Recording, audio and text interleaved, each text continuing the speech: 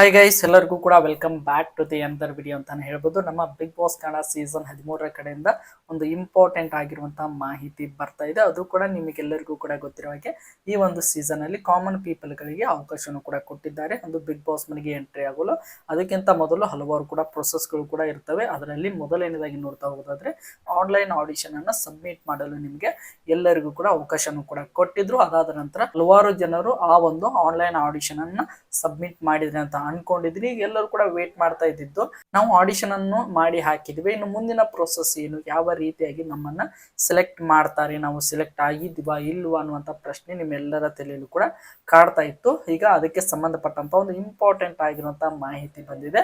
ಅದರ ಬಗ್ಗೆ ಕಂಪ್ಲೀಟ್ ಆಗಿರುವಂತಹ ಇನ್ಫಾರ್ಮೇಶನ್ ಅನ್ನ ಈ ಒಂದು ವಿಡಿಯೋದಲ್ಲಿ ನಿಮಗೆ ತಿಳಿಸ್ಕೊಡ್ತಾ ಹೋಗ್ತೇನೆ ಗೈಸ್. ಅದಕ್ಕೋಸ್ಕರ ನೀವೇನು ನಮ್ಮ ಚಾನಲ್ಗೆ ಸಬ್ಸ್ಕ್ರೈಬ್ ಮಾಡ್ಕೊಂಡಿಲ್ಲ ಅಂದ್ರೆ ಎಲ್ಲರೂ ಕೂಡ ಚಾನಲ್ಗೆ ದಯವಿಟ್ಟು ಸಬ್ಸ್ಕ್ರೈಬ್ ಮಾಡ್ಕೊಂಡು ಸಪೋರ್ಟ್ ಮಾಡೋದನ್ನ ಯಾವುದೇ ಕಾರಣಕ್ಕೂ ಮರೀಲಿಕ್ಕೆ ಹೋಗಬೇಡಿ. ಬನ್ನಿ ವಿಡಿಯೋನ ಶುರು ಮಾಡೋಣ.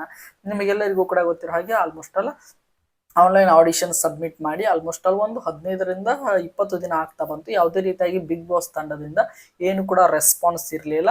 ಈಗ ನಮಗೆ ಬಂದಿರುವಂತ ಅಪ್ಡೇಟ್ ಏನಪ್ಪಾ ಅಂದ್ರೆ, ಯಾರ್ಯಾರೆಲ್ಲ ಸೆಲೆಕ್ಟ್ ಆಗಿದ್ದೀರಾ ಅಥವಾ ಸೆಲೆಕ್ಟ್ ಆಗಿಲ್ಲ ಎಲ್ಲರಿಗೂ ಕೂಡ ಇಮೇಲ್ ಮುಖಾಂತರ ನಿಮಗೆ ರಿಪ್ಲೈಗಳು ಬರ್ಲಿಕ್ಕೆ ಶುರು ಆಗಿದಾವೆ ಅಂತಾನೆ ಹೇಳ್ಬೋದು.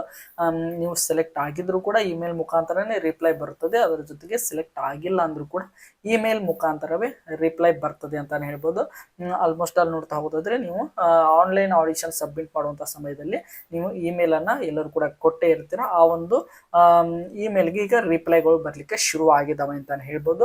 ಆಲ್ಮೋಸ್ಟ್ ಅಲ್ಲಿ ನೋಡ್ತಾ ಇರ್ಬೋದು, ನಾ ಈಗ ಒಂದು ಸ್ಕ್ರೀನ್ ಮೇಲೆ ನಿಮಗೆ ಬಂದಿರುವಂತ ರಿಪ್ಲೈ ಅನ್ನ ಬಿಗ್ ಬಾಸ್ ತಂಡದವರೇ ಕಳಿಸಿರುವಂತ ರಿಪ್ಲೈ ಅನ್ನ ಹಾಕಿದ್ದೀನಿ ನೋಡಿ. ಈಗ ನೀವು ಅದನ್ನ ಕರೆಕ್ಟ್ ಆಗಿ ಅಬ್ಸರ್ವ್ ಮಾಡ್ತಾ ಇರ್ಬೋದು. ನಮ್ಮ Bigg Boss Kannada audition update ಅಂತ ಹೇಳಿ ರಿಪ್ಲೈ ಬಂದಿದೆ ಅಂತಾನೆ ಹೇಳ್ಬೋದು ಸಬ್ಜೆಕ್ಟ್ ಆಗಿ ಇಟ್ಕೊಂಡು.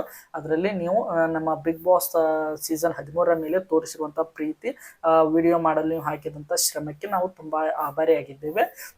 ಈ ಒಂದು ಸೀಸನ್ ಅಲ್ಲಿ ತುಂಬಾನೇ ಜನ ಟ್ಯಾಲೆಂಟ್ ಇರೋದ್ರಿಂದ ಅವರ ಟ್ಯಾಲೆಂಟ್ ಅನ್ನು ನಿಮಗೆ ರೀಚ್ ಮಾಡಕ್ ಆಗ್ಲಿಲ್ಲ. ಅದಕ್ಕೋಸ್ಕರ ನೀವು ಈ ಒಂದು ಆಡಿಷನ್ ಅಲ್ಲಿ ಸೆಲೆಕ್ಟ್ ಆಗಿಲ್ಲ.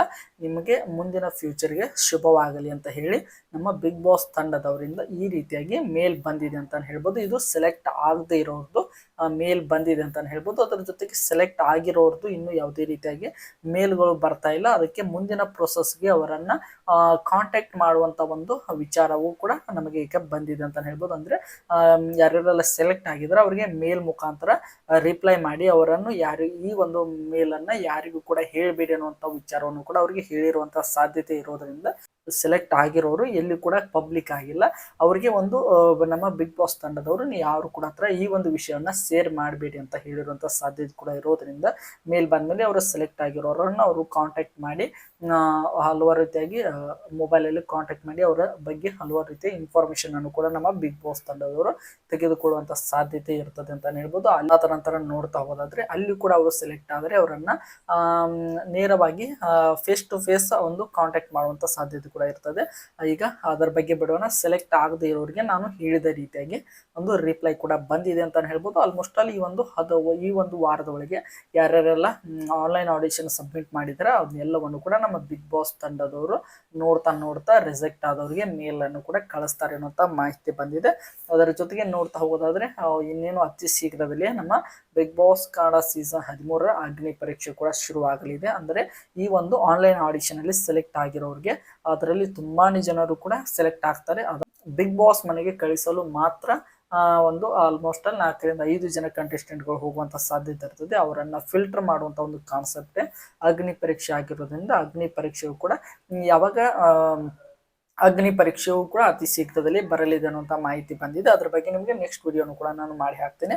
ಒಟ್ಟಿನಲ್ಲಿ ಈ ರೀತಿಯಾಗಿ ನಮ್ಮ ಬಿಗ್ ಬಾಸ್ ತಂಡದವರ ಕಡೆಯಿಂದ ಒಂದು ಆಡಿಷನ್ಗೆ ಸಬ್ಮಿಟ್ ಮಾಡೋರಿಗೆ ರಿಪ್ಲೈಗಳು ಬರಲಿಕ್ಕೆ ಶುರು ಆಗಿದಾವೆ ಅಂತ ಹೇಳ್ಬೋದು.